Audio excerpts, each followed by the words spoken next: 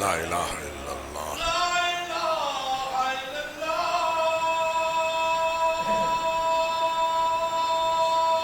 لا الہ الا اللہ اللہم اجعل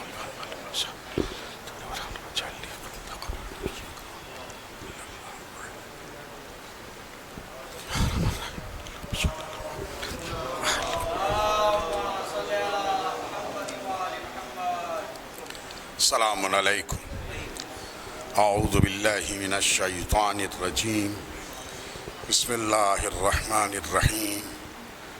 الحمد للہ رب العالمین والصلاة والسلام علی سید الانبیاء والمرسلین سیدنا و نبینا و شفیع ذنوبنا و طبیب نفوسنا بالقاسم محمد وأهل بيته الطيبين الطاهرين المعصومين المظلومين واللعنة الله على أعدائهم أجمعين من يومنا هذا إلى يوم الدين أما بعد فقد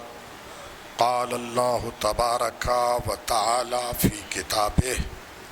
بسم الله الرحمن الرحيم وما ارسلناک الا رحمۃ للعالمین۔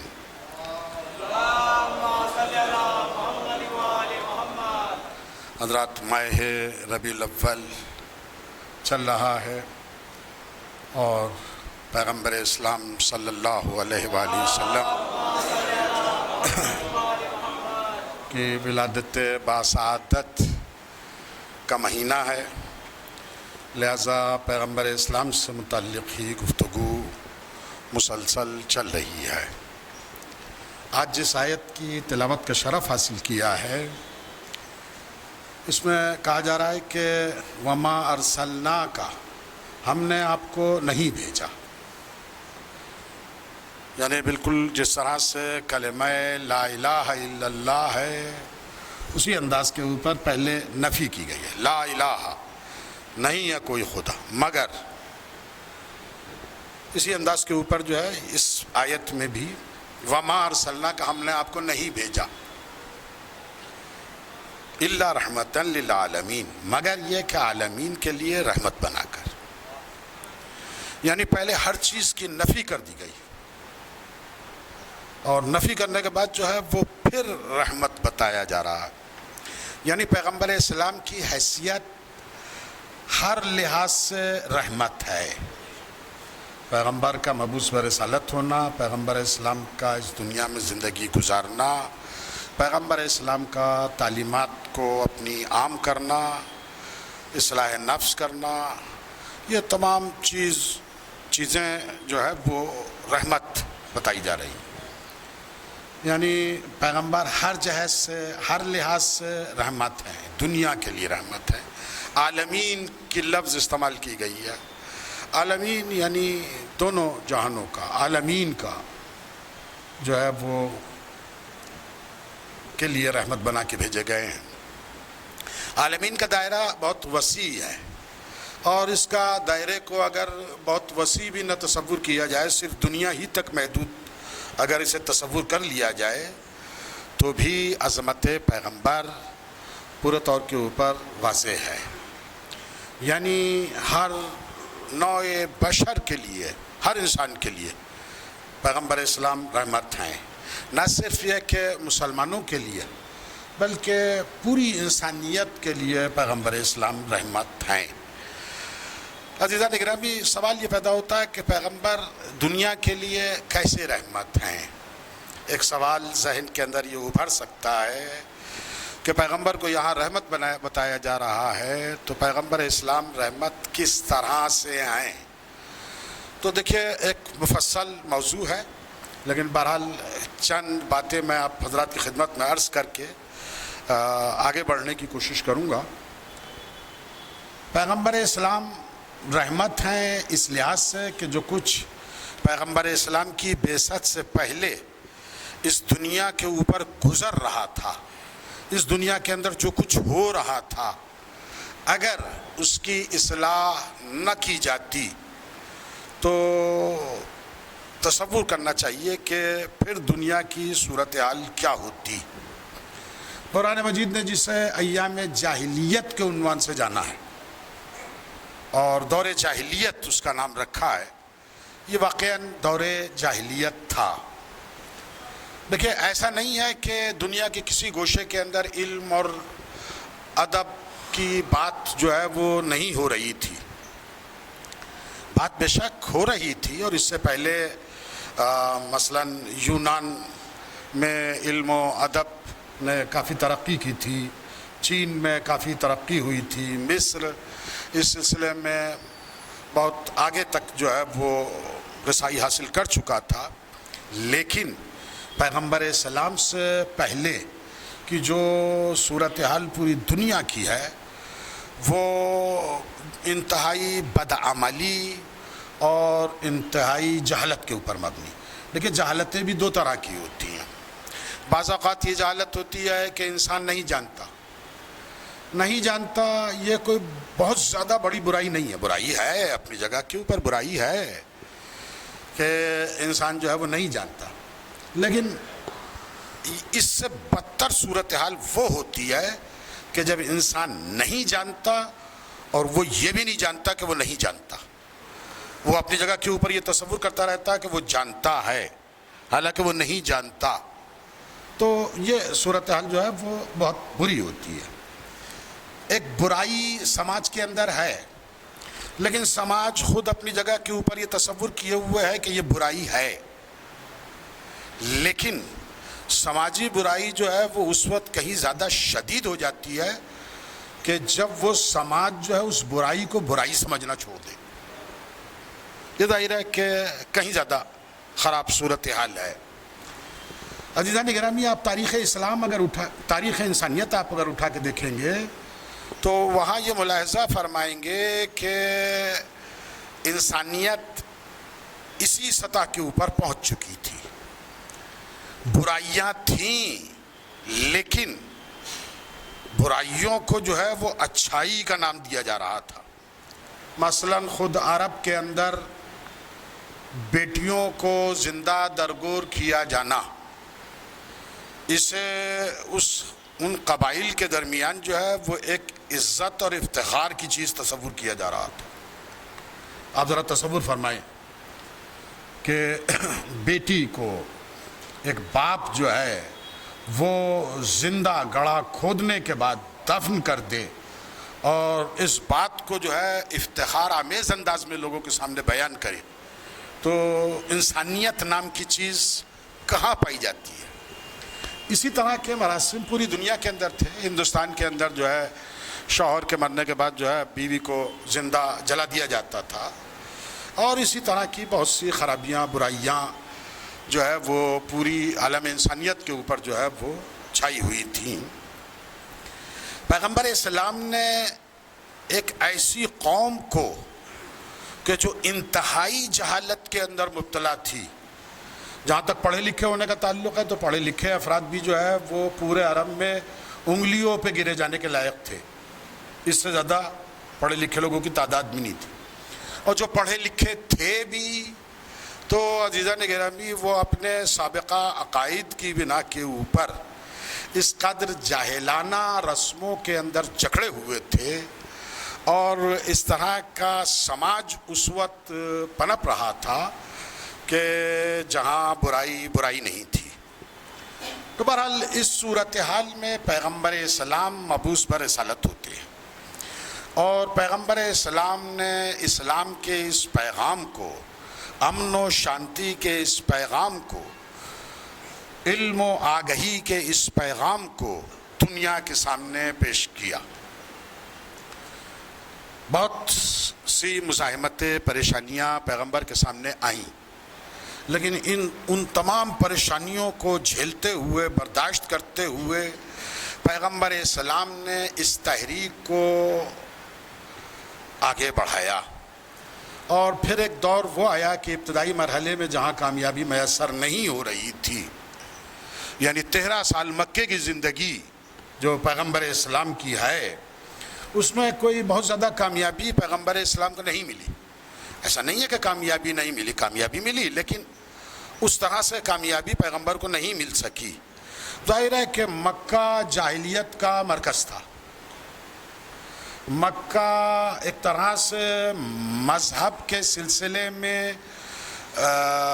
ان کے مذہبی رسومات اور ان کے مذہبی عقائد کی ایک طرح سے باگڈور اہل مکہ ہی کے ہاتھوں میں تھی۔ کعبہ وہیں تھا، کعبے سے جو عقیدت بہرحال لوگوں کے دلوں کے اندر باقی تھی، اس کی بنا کے اوپر ایک مرکزیت جو ہے وہ انہیں حاصل تھی۔ اور قریش چونکہ وہاں زندگی گزار رہے تھے، انہی کی اجارے داری، مذہبی اجارے داری، یعنی دیکھیے مذہب اگر مذہبی لوگوں کے ہاتھوں میں رہتا ہے تو صحیح و سالم رہتا ہے، لیکن مذہب جب مذہبی لوگوں سے، دیندار لوگوں سے الگ ہٹ کے سیاستدانوں کے ہاتھ میں پہنچتا ہے تو اس کی خوب خرابیاں جو ہے وہ نمایاں ہونی شروع ہو جاتی ہیں۔ اور سیاستدانوں سے بھی الگ ہٹ کر جب قبائلی نظام کے سپرد مذہبی اجارے داری ہوتی ہے، وہ قبائل کے جو جہالت کے اندر زندگی گزار رہے ہوں، ان کے سربراہان جب مذہبی قیادت حاصل کرتے ہیں تو ظاہر ہے کہ وہ کیا کچھ ظلم و ستم دین کے اوپر، مذہب کے اوپر کریں گے وہ تصور کیا جا سکتا ہے۔ بہرحال ایک دین تھا دین ابراہیمی، اس کے کچھ رسومات، کچھ باتیں جو ہے وہ بعثت، رسول کی بعثت تک جو ہے وہ موجود رہیں، لیکن دین ابراہیمی فراموش کر دیا گیا تھا۔ لوگ جناب ابراہیم کی تعلیمات کو بھول چکے تھے، اور نہ صرف یہ کہ بھول چکے تھے بلکہ غلط سلط تعلیمات کو جو ہے وہ اپنے دین کا جز بنائے ہوئے تھے۔ ان حالات میں پیغمبر اسلام نے تبلیغ کا آغاز کیا، اور ابتدا میں بہت زیادہ کامیابی میسر نہیں ہوئی، لیکن مکہ سے مدینے پہنچنے کے بعد پیغمبر کو خاطر خواہ کامیابیاں میسر ہوئیں، اور اتنی تیزی کے ساتھ اسلام پھیلا کہ دنیا کے لیے جو ہے وہ باعث حیرت ہے۔ دنیا نہیں سمجھ پاتی کہ ایک تحریک، اور ایک ایسے دور کے اندر تحریک جہاں جو ہے وسائل تبلیغات کے جو ہے وہ موجود نہ ہو، ریڈیو، ٹیلی ویژن یا اس طرح کی دوسرے ذرائع جو ہے وہ موجود نہ ہو، اس کے باوجود انقلاب جو ہے وہ پورے خطے کے اوپر، پورے عربستان کے اوپر پھیل جائے، یہ واقعاً پیغمبر کے معجزوں میں سے ایک معجزہ ہے۔ پیغمبر کے دین کی حقانیت کو یہ چیز بھرپور طور کے اوپر بیان کرتی ہے کہ ایک ایسی ان پڑھ، ناسمجھ، ضدی، ہٹ دھرمی کا مظاہرہ کرنے والی قوم جو ہے وہ ایک بہترین دین، بہترین تعلیمات کا پیغام جو ہے وہ قبول کرے، یہ واقعاً ایک حیرت ہے، اور اتنی تیزی کے ساتھ کرے اور پوری دنیا کے اوپر جو ہے وہ اپنے پیغام کو جو ہے وہ پہنچائے، یہ واقعاً پیغمبر کے معجزات میں سے ایک معجزہ ہے۔ لیکن عزیزان گرامی، آج کی جو موجودہ صورتحال ہے، میں نے اس سے پہلے بھی عرض کیا تھا کہ جس طرح سے پیغمبر اسلام کی کردار کشی کی جا رہی ہے، جس طرح سے پیغمبر اسلام کے کردار کو بالکل مسخ کرنے کے بعد دنیا کے سامنے پیش کیا جا رہا ہے، یہ ہم سب کے لیے باعث تشویش ہونا چاہیے۔ اور اس سے پہلے ایک جملے کی تکرار میں پہلے بھی کی ہے اور آج پھر کر رہا ہوں کہ یہ ذمہ داری،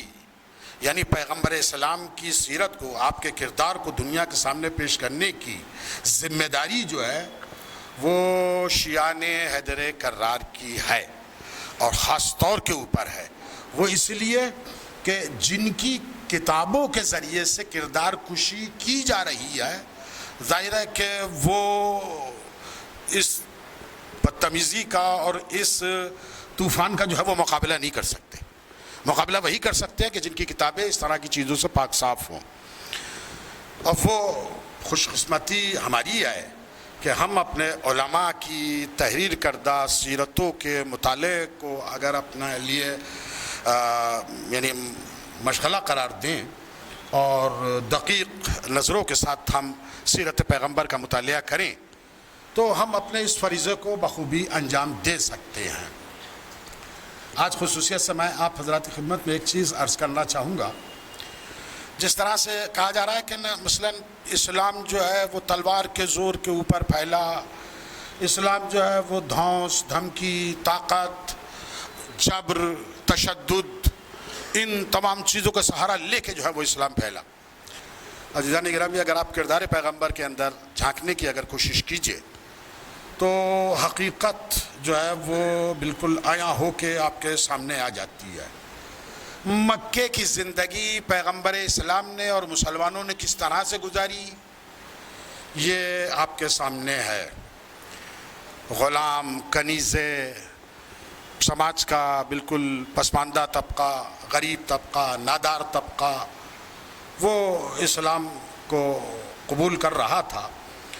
اور جس کے نتیجے میں عرب کے سردار، قریش کے بڑے چوٹی کے رہنما وہ جس طرح سے اسلام کو کچلنے کی، اسلام کی آواز کو دبانے کی کوشش کر رہے تھے، اور جو ظلم و زیادتی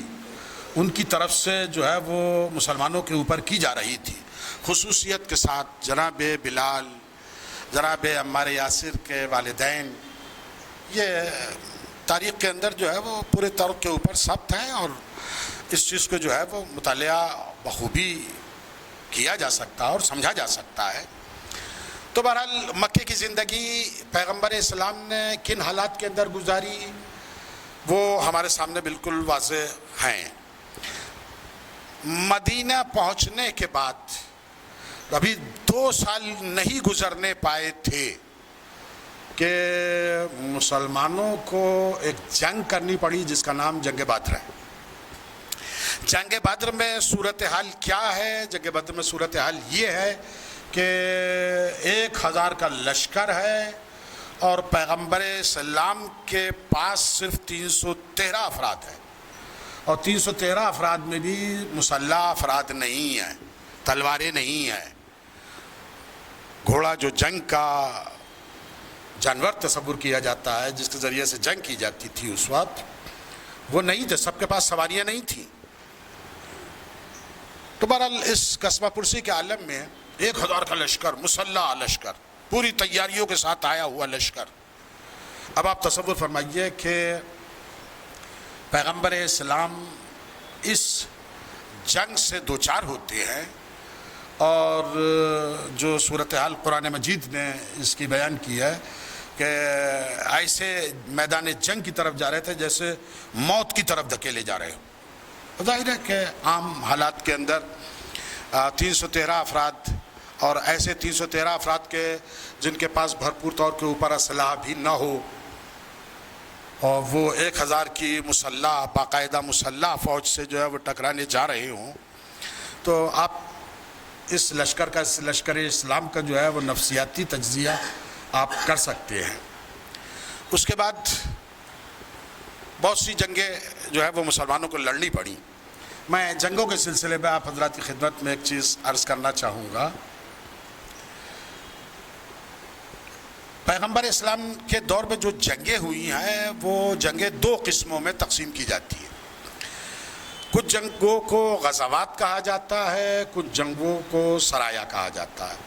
غزوات عمومیت کے ساتھ ان جنگوں کو کہتے ہیں کہ جس میں پیغمبر اسلام بنفس نفیس شریک رہے ہوں۔ سرایا وہ جنگیں ہیں کہ جن میں پیغمبر اسلام نے اپنے لشکر کو جو ہے وہ مختلف مقامات کے اوپر دشمن سے نبرد آزما ہونے کے لیے جو ہے وہ بھیجا۔ اس کی تعداد کے سلسلے میں واقعاً مسلم رائٹرز نے جو ایک بد احتیاطی، یقیناً بد احتیاطی ہی کہا جائے گا، وہ کی ہے کہ اس کی تعداد کو جو ہے وہ مبالغہ آمیز انداز کے اندر جو ہے وہ بڑھانے کی کوشش ہوئی ہے۔ یعنی غزوات اور سرایا جو ہے وہ دونوں ملا کے تقریباً 100 کے قریب بیان کیے جاتے ہیں۔ کہ 100 جو ہے وہ جنگیں اسلام کے اندر جو ہے وہ ہوئیں. عزیزان گرامی، وہ جنگیں کہ جن کے اندر باقاعدہ تلوار چلنے کی نوبت آئی ہو، وہ 8-10 سے زیادہ نہیں ہے. آپ کو حیرت ہوگی کہ کچھ ایسی واقعات کو جو ہے وہ غزوے کا نام دیا گیا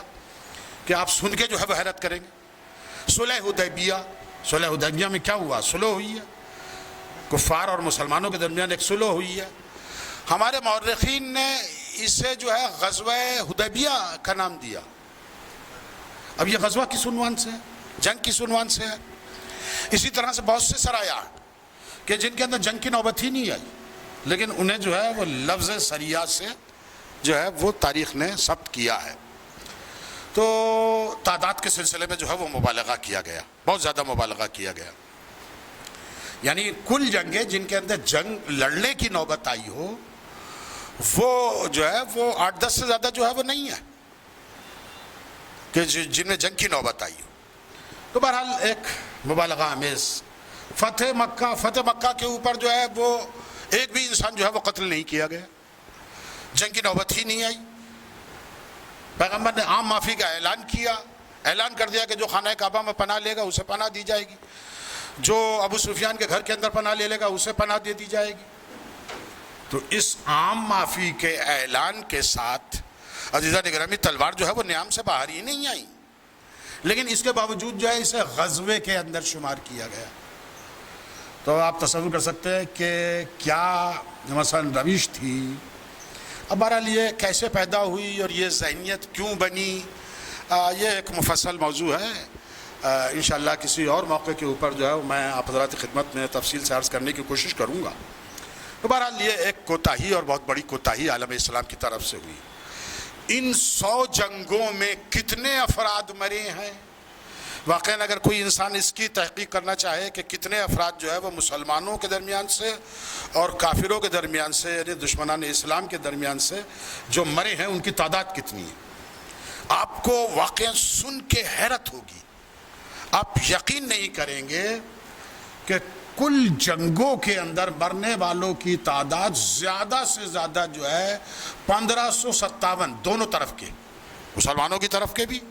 اور کفار کی طرف کے بھی، جتنے مارکے ہوئے، جتنی جنگیں ہوئی ہیں. یہ تعداد جو ہے جو میں بتا رہا ہوں، وہ تعداد جو ہے یہ ہمارے علامہ مجلسی علیہ الرحمہ نے جو ہے بحار الانوار میں جو ہے تحریر فرمائی ہے. حالانکہ آپ دیگر مورخین کی کتابوں کو اگر تلاش کریں گے تو کل تعداد جو ہے وہ 1200 1250 سے اوپر نہیں پہنچ رہی ہے. بہرحال یہ اس چیز میں جو ہے وہ ایک کوتاہی، اب بہرحال کوتاہی کہا جائے یا کیا کہا جائے، تاریخی ذوق کی کمی کہا جائے کہ علامہ مجلسی نے بہرحال سب سے زیادہ تعداد جو ہے وہ انہوں نے تحریر فرمائی ہے. تو بہرحال یہ صورتحال ہے. عزیزان گرامی، اب اس دنیا کی جنگوں سے جو پیغمبر کے دور کی جنگوں کا مقابلہ کیا جاتا ہے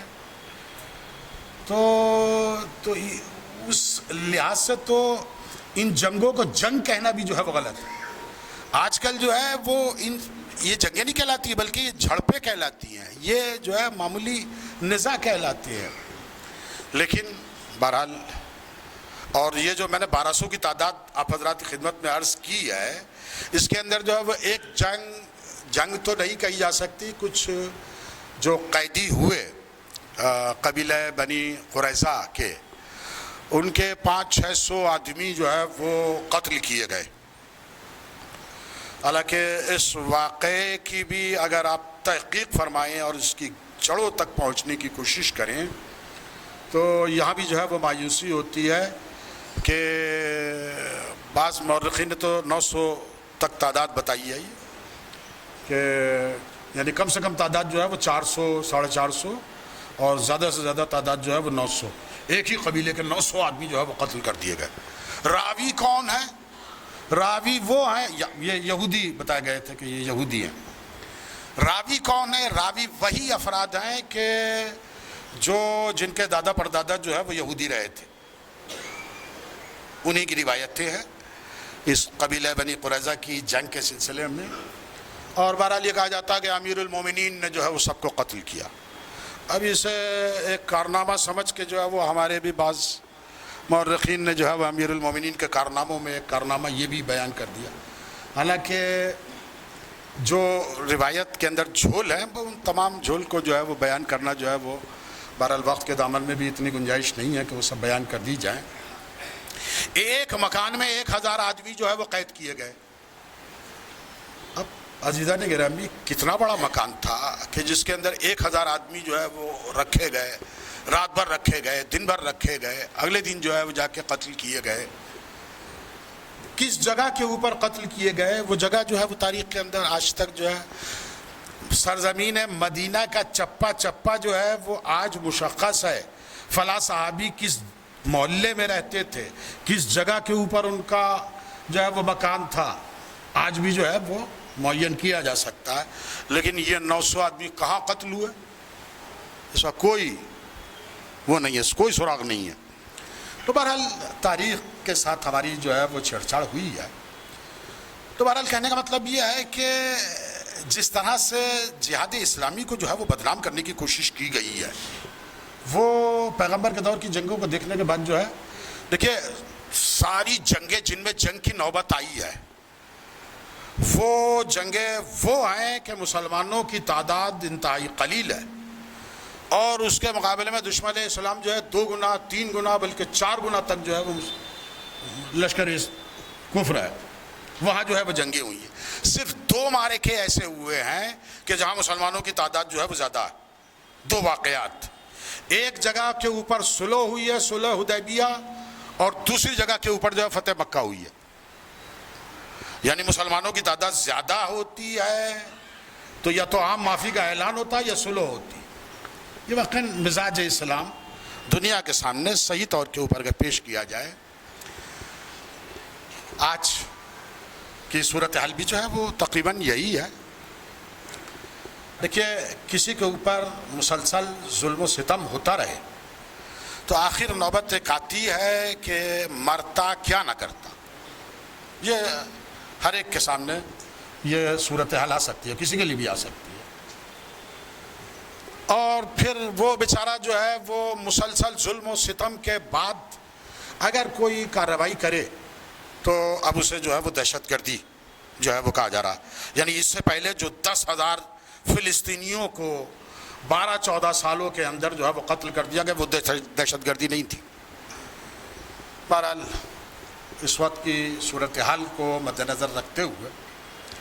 بہرحال ان فلسطینی مظلوموں کے لیے ہم کم سے کم دعا کر سکتے ہیں اور یہ ہماری ذمہ داری ہے, شرعاً ذمہ داری ہے, پوری امت مسلمہ کی ذمہ داری ہے. اگر ہمارا دل اس ظلم و ستم کے اوپر بھی نہ پسیجے تو سمجھ لیجئے کہ ہم اپنے آپ کو اتنا گرا چکے ہیں ایمانی لحاظ سے کہ پھر ہم سے کوئی امید جو ہے وہ نہیں رکھنی چاہیے. ہمارا آج کی موجودہ صورتحال جو ہے وہ یہ ہے فلسطینیوں کے سلسلے میں ان کے لیے پانی کا سلسلہ جو ہے وہ بند کر دیا گیا. بجلی جو ہے وہ ان کے لیے فراہم نہیں ہے. اب ظاہر ہے کہ بجلی اگر نہیں ہوگی تو ہاسپٹلوں میں بہت سے کام, مثلاً ایکس رے مشین ہے,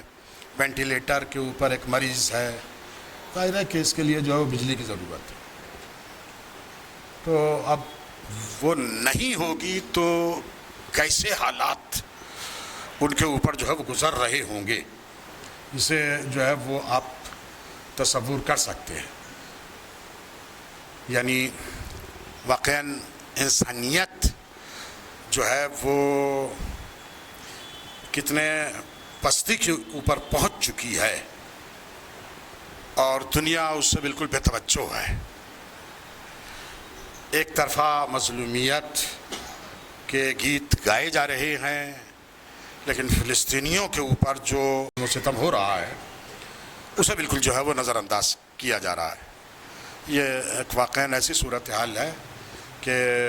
ہمیں اس سلسلے میں اقدام کرنا چاہیے. اقدام ہمارا اسی صورت میں ہوگا کہ ہم اپنی دعاؤں میں پروردگار کو اپنی دعاؤں کے ذریعے سے اس کی رحمت کو پکاریں اور مظلوم فلسطین کے حق میں جو ہے وہ دعا کریں۔ آخر میں بارگاہ خداوندی میں یہ دعا کرتے ہوئے کہ بار الہ تو ہمیں توفیق عنایت فرما کہ تعلیمات اسلام اور قرآن کے اوپر گامزن ہوں۔ بار الہ مومنین و مسلمین جہاں کہیں ہوں اور جن زحمتوں اور پریشانیوں کے اندر مبتلا ہوں، بار الہ ان کی زحمتوں اور پریشانیوں کو دور فرما۔ خصوصیت کے ساتھ مومنین فلسطین، سیریا، یمن اور جہاں جہاں مسلمان پریشان کیے جا رہے ہیں، زحمتوں میں مبتلا کیے جا رہے ہیں، بار الہ ان کی مدد فرما، پرچم اسلام کو سربلندی عنایت فرما۔ بار الہ علماء اعلام کے سائے کو ہمارے سروں کے اوپر باقی رکھ، امام کے ظہور میں تعجیل فرما، ہمیں ان کے اصحاب و انصار میں شامل فرما۔ بسم اللہ الرحمن الرحیم۔ والعصر ان الانسان لفی خسر الا الذین آمنوا وعملوا الصالحات وتواصوا بالحق وتواصوا بالصبر۔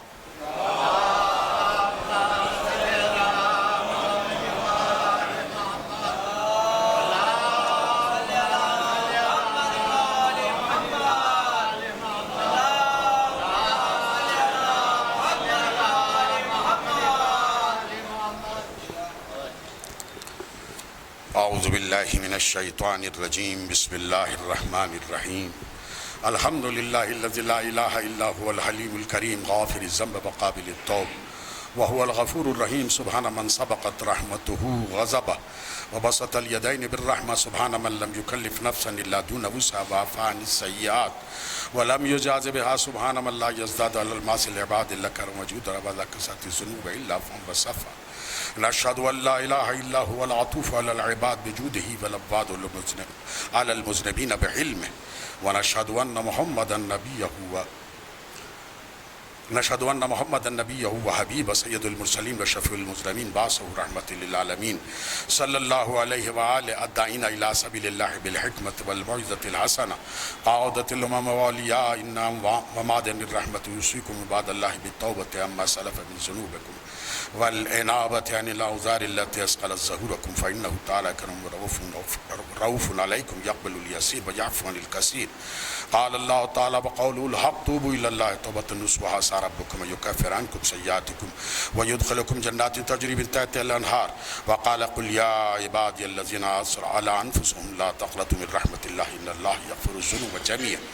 إنه هو الغفور الرحيم لقد أمركم الله في محكم كتابه بالصلاة على نبيه وعلى وحبيبه فقال تعليما لكم وتشريفا للصفية إن الله وملائكته يصلون على النبي يا أيها الذين آمنوا صلوا عليه وسلموا تسليما اللهم صل على سيد المرسلين وشفيع المذنبين نبينا محمد صلى الله عليه وآله وعلى امام المسلمين وقائد الغر المحجلين امیر المومنین علی بن ابی طالب صلوات اللہ علیہ وعلى سیدة نساء العالمین وبذات خاتم النبیین سیدتنا فاطمة بنت رسول اللہ صلوات اللہ علیہ وعلى الحسن المجتبى والحسین الشہید بکربلا وعلی ابن الحسین ومحمد ابن علی وجعفر ابن محمد وموسى ابن جعفر وعلی ابن موسى ومحمد ابن علی وعلی ابن محمد والحسن ابن علی علیہم الصلاة والسلام اللہم صل علی مولانا صاحب الزمان معی آثار البدع والطغیان خادم امنیت الشرک والنفاق خاصد فروع البغي والشقاق صلوات اللہ وسلامه علیہ وعلى آباء الكرام ما يتسلل الليالي والأيام اللهم عجل فرجه وسهل مخرج وكن ناظرنا بنظرة منا إليه واجعلنا من المستشهدين بين يديه وتفضل على أمرائنا المؤمنين بمزيد التوفيقات وازدياد الإقبال وعلو الدرجات اللهم افعل بنا ما أنت أهله ولا تفعل بنا ما نحن أهله بجاه محمد وآله المعصومين صلوات الله عليهم أجمعين اللهم اجعلنا ممن يذكر فتنفع الذكر إن الله يأمر بالعدل والإحسان وإيتاء ذي القربى وينهى عن الفحشاء والمنكر والبغي يعظكم لعلكم تذكرون